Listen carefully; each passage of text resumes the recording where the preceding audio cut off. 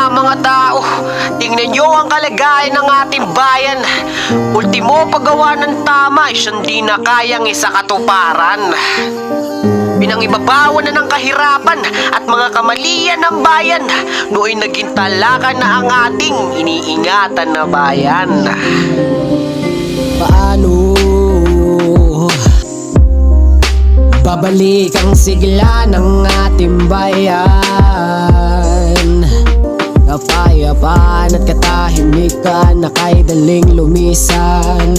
Kasamaan, kagipitan, pinairal ay kadiliman. Nakikita nyo na ba ang pagbabago ng ating bayan? Puro krimen, droga at patay nang dahil sa kahirapan. Kaya't nakakagawa sila ng kamalian. Hanggang kailan pa ganito ang sangkatauhan? Hindi na tulad ng dati, kung saan maraming bata pa ang naglalaro sa kalye. Malamig na bangkay na nakahandusi sa tabi. Mapalalaki o babae, mga lalaki na pinapatay dahil sa droga at umaasa na magkapera.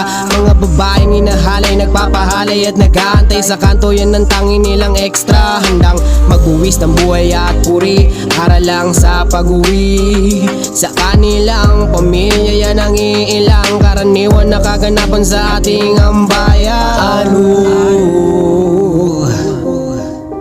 Babalik ang sigla ng ating bayan.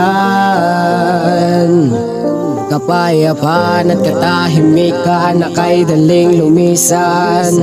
Kasamaan, kagipitan, pinairal ay kadiliman.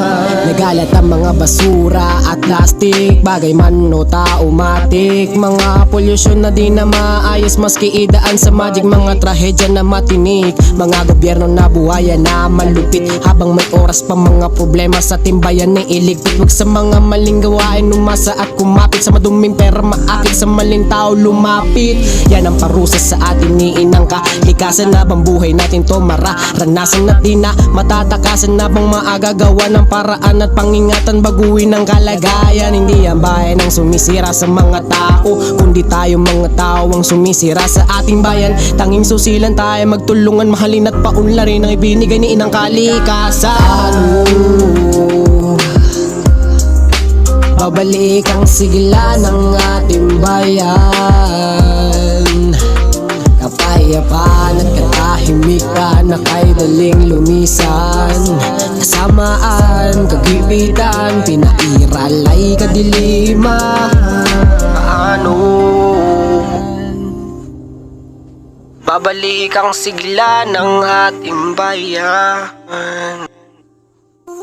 Kapayapaan at katahimikan na kay daling lumisan. Kasamaan, kagipitan, pinairal ay kadiliman.